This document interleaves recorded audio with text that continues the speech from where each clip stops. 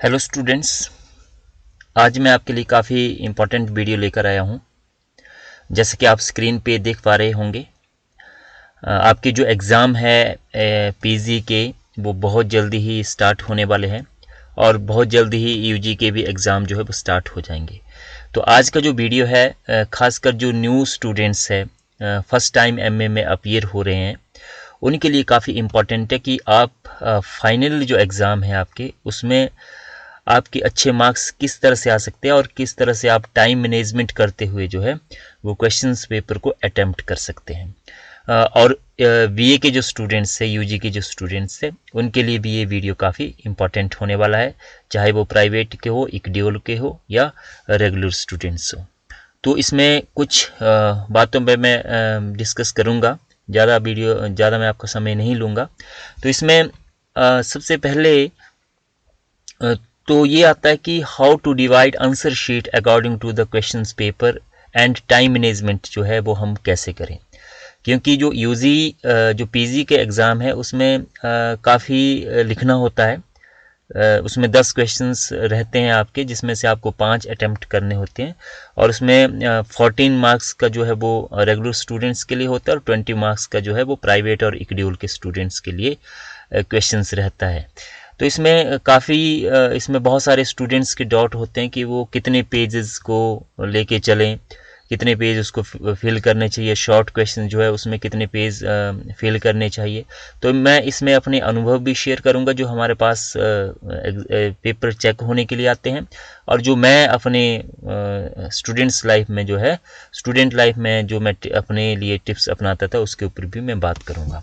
तो इसमें आपके लिए ज़रूरी नहीं है कि आप पूरी के पूरी जो आपकी शीट है उसको आप फिल करके आएँ। आपका कंटेंट क्या है, आपका मटेरियल कितना है, वो भी उसमें मैटर करता है, लेकिन फिर भी आपके एक सफिशिएंट जो है वो जो आपसे पूछा गया है क्वेश्चंस, उसके लिए एक सफिशिएंट पेज जो है वो उसमें होने चाहिए। तो जो फर्स्ट टाइम अपीयर हो रहे हैं उनके लिए बता दूं कि जो टोटल नंबर ऑफ पेजेस होते हैं आपकी शीट पे वो होते हैं 40, जो पीजी के एग्ज़ाम है ना, पीजी के लिए। और जो यूजी के है स्टूडेंट्स, बीए के जो फर्स्ट टाइम अपीयर हो रहे हैं, उनके लिए 32 होते हैं according to the HP university. हो सकता है दूसरी यूनिवर्सिटी में जो है वो ये ज़्यादा और कम हो, लेकिन इतने के बीच में ही रहता है ये। इसके बाद जो टोटल नंबर ऑफ क्वेश्चंस आपके हैं, है ना, अब आपके पास 40 शीट्स आ गई है, तो आपके पास टोटल नंबर ऑफ क्वेश्चंस मान लो 5 है, तो 5 को आपने डिवाइड कर लेना है ना। Total number of questions to be attempt in exam 5, out of which 4 is detailed. जो एमए का जो पैटर्न है अभी प्रेजेंट जो चल रहा है, उसमें 4 क्वेश्चन जो है वो डिटेल में आपसे पूछे जाते हैं और लास्ट क्वेश्चन जो है उसमें 10 क्वेश्चन रहते हैं, उसमें से आपको 6 करने होते हैं जो कि थोड़े शॉर्ट रहते हैं, उसमें वर्ड लिमिट जो है वो आपको दी गई होती है। तो इसको आप डिवाइड कर सकते हैं। Each questions divide your answer sheet into maximum 8 page. Maximum आपको, अगर आपकी स्पीड अच्छी है ना, अकॉर्डिंग टू योर स्पीड, अगर आपकी स्पीड अच्छी है तो 8 पेज, और मिनिमम अगर आपकी स्पीड कम है तो 6 पेज जो है वो एक क्वेश्चंस के लिए इनफ है, as per your writing speed for each questions, है ना। तो इसमें ये नहीं है कि आपने 8 के 8 या 40 की 40 शीटें फिल करनी है। अगर 6 भी आप करते हैं तो आपके 32-33 पेजेस जो है वो इसमें हो जाते हैं। तो इसमें जो है वो जो बड़ा क्वेश्चन है उसके लिए आप 8 पेज लेके चलते हैं, मतलब डबल साइड आपके 4 पेज बनते हैं। और जो शॉर्ट क्वेश्चन है उसके लिए आपके लिए 1 या 1.5 पेज इनफ है। 1.5 पेज आप लेके चलिए, तो आपको 6 करने होते हैं, तो आपके 6-8 पेज आपके हो जाएंगे, या 1 पेज पे भी आप इसमें कर सकते हैं। दूसरा जो इम्पोर्टेंट है कि आपका टाइम मैनेजमेंट क्या रहेगा। अब आपके पास आपने पेज डिवाइड कर लिया according to your writing speed. आपको पता है कि मेरी राइटिंग स्पीड कितनी है ना। तो आपने जिसने 6 को माइंड में लेके चले या 8 माइंड में लेके चले, एक आपने इक्वल बैलेंस रखना है। ये नहीं है कि एक क्वेश्चन जो आपको आता है ठीक ठाक, उसको आपने जो है वो उसको आप 10 पेज में लेके चले गए, और बाकी जो आपके पास क्वेश्चंस बचते हैं 4, उसके लिए आपके 3-3 पेज बचते हैं उसके पास, या 4-4 पेज बचे, तो वो उससे जो है वो आपके जो मार्क्स है वो अच्छे नहीं आएंगे, है ना। एक को आप इतना स्पेस दे रहे हैं, दूसरे को कम दे रहे हैं, मतलब एक इसमें इक्वल बैलेंस आपका होना चाहिए क्वेश्चंस में। हर एक क्वेश्चंस को जो वो प्रॉपर स्पेस आपको देना पड़ेगा, तभी आपके क्वेश्चन मार्क्स अच्छे आएंगे। और दूसरा जो बात है कि आपको 5 के 5 क्वेश्चन जो है आपको थोड़े थोड़े अटेम्प्ट्स 5 के 5 ही करने हैं। तो उसमें ये होगा कि अगर आपका मतलब 8 या 10 की एवरेज से भी आपको मार्क्स आते हैं, आपकी तैयारी अच्छी नहीं है, 12-15 की एवरेज से आपको मार्क्स जो है वो हर क्वेश्चन में थोड़े थोड़े मिलेंगे, तो उससे जो है वो आपको एक अच्छे मार्क्स जो है वो इसमें आ सकते हैं। अब आपके 180 मिनट बनते हैं 3 घंटे में, इसको आपने डिवाइड कर लेना है ना, as per your question paper give maximum 30 to 40 minutes. अब स्टार्टिंग में हो सकता है आपके 45 मिनट्स तक चला जाए, क्योंकि स्टार्टिंग में थोड़ी स्वीट बनने में टाइम लगता है। तो मैक्सिमम आपने ये कोशिश करनी है कि 35 से लेकर 40 मिनट तक जो है वो प्रत्येक क्वेश्चंस को आप दे। और शॉर्ट क्वेश्चंस, क्योंकि उसमें ज़्यादा डिटेल में आपको लिखने की ज़रूरत नहीं है, टू द पॉइंट आपने लिखना है उसमें 1 या 1.5 पेज में, तो उसमें आपने कम कर देना थोड़ा सा जो आपका टाइम है ना। हो सकता है 4 जो क्वेश्चन शुरू के रहेंगे बड़े वाले, उसमें आपने वो टाइम मैनेज कर लेना है ना। तो लास्ट में आपके 25 जो मिनट्स है वो काफ़ी है, जो लास्ट वाला जो 6 क्वेश्चन शॉर्ट उसमें आएंगे आपको, है ना। इसी तरह से भी यूजी के स्टूडेंट्स के लिए भी यही पैटर्न फॉलो करेंगे। नेक्स्ट है कि important tips to get good marks and need things to be avoided during the exam. तो इसमें सबसे पहली शर्त है, क्योंकि बहुत सारे जो स्टूडेंट्स हैं, एमए के स्टूडेंट्स से तो बताने की ज़रूरत नहीं है, तो उसमें खिचड़ी पका देते हैं। तो सबसे पहले आपके राइटिंग जो है वो नीट एंड क्लीन आपने लिखना है, कम लिखो लेकिन अच्छा लिखो, और जो पूछा गया है रेलिवेंट वही लिखना है।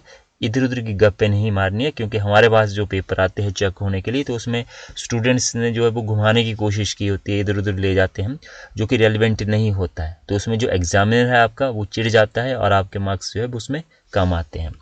दूसरा जो है कि कुछ जो स्टूडेंट्स मैंने देखे हैं पेपर करते हुए, वो क्या करते हैं कि मार्जिन ऑलरेडी है आपके एक साइड में, है ना, जहाँ से आप लिखना स्टार्ट करते हैं वहाँ से आपका मार्जिन ऑलरेडी छोड़ा होता है।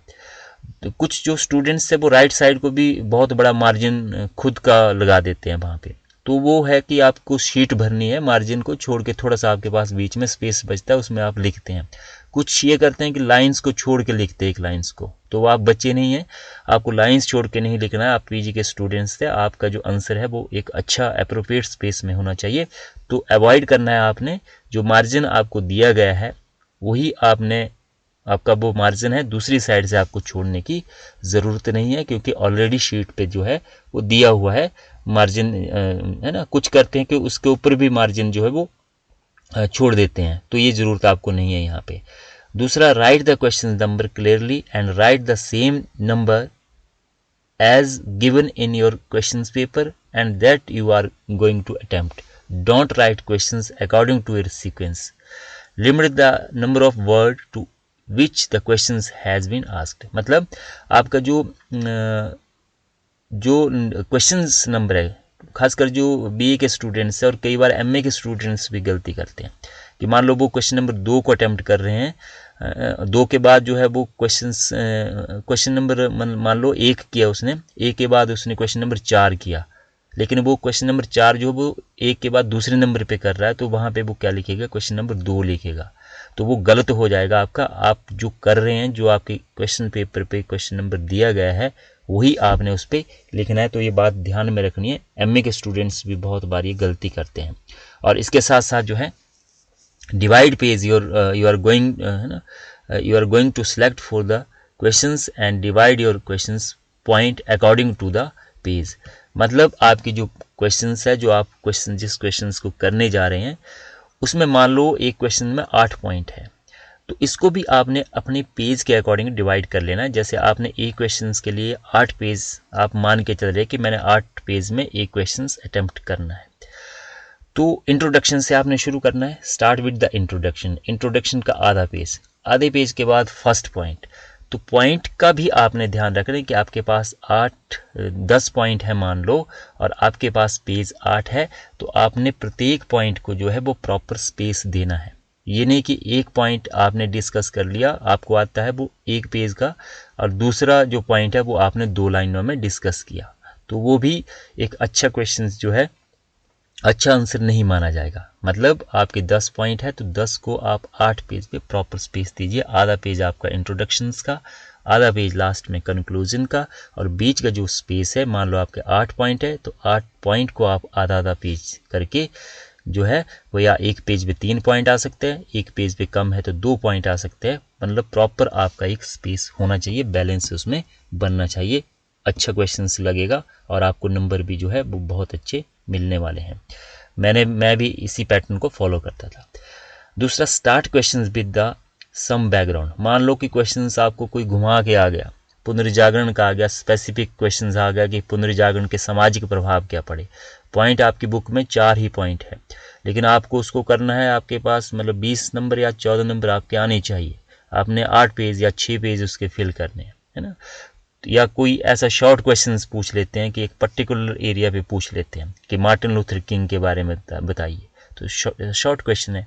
तो उसमें आप क्या कर सकते हैं, ये टिप्स होते हैं करने के कि आप थोड़ा सा बैकग्राउंड में जा सकते हैं कि पुनर्जागरण के सामाजिक प्रभाव पूछ लिए मान लो, तो आप जा सकते हैं कि उस वक्त जो 50 और 60 सेंचुरी में यूरोप की सिचुएशंस कैसे थी, कौन से ऐसे कारण थे जिसके कारण जो है वो पुनर्जागरण वहाँ पे आया, है ना, उसकी क्या क्या चीज़ें थी, मिडिवल पीरियड में यूरोप के अंदर कौन कौन सी बुराइयाँ थी। तो थोड़ा सा बैकग्राउंड में आप थोड़ा सा जाकर जो है उसमें फिर पर्टिकुलर जो आपसे पूछा गया उस पर आप थोड़ा सा ज़्यादा फोकस कर सकते हैं, है ना। मान लो बैकग्राउंड आपने 1 पेज की दी थी, 2 पेज की दी थी, तो जो पर्टिकुलर आपसे सामाजिक प्रभाव पूछे गए तो उसमें आपने कम से कम 4 पेज देने, मतलब उससे थोड़ा सा बढ़ा के आपको उसको करना है। तो इस तरह से क्वेश्चन जो है वो आपका बन जाता है। Attempt every questions in heading and subheading except the short type of questions.